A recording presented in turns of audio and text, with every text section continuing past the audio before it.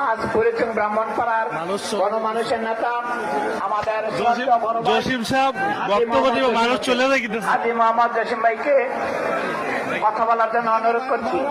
সবাই বসেন। জসিম ভাই বক্তব্য দিব, মানুষ চলে যাইতেছে।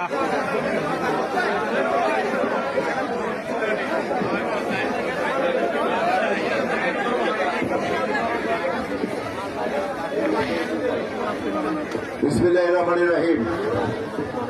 আজকের এই সুন্দর মাহফিলের আমার প্রিয় মুসল্লিয়ান সবাইকে আমার সালাম, আসসালামু আলাইকুম।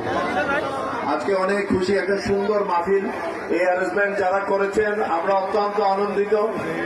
আমাদের প্রিয় নেত্রী, দেশ নেত্রী বেগম খালেদা জিয়ার জন্য আপনাদের কাছে দোয়া চাই। আমার মা অসুস্থ, আমার মায়ের জন্য দোয়া চাই।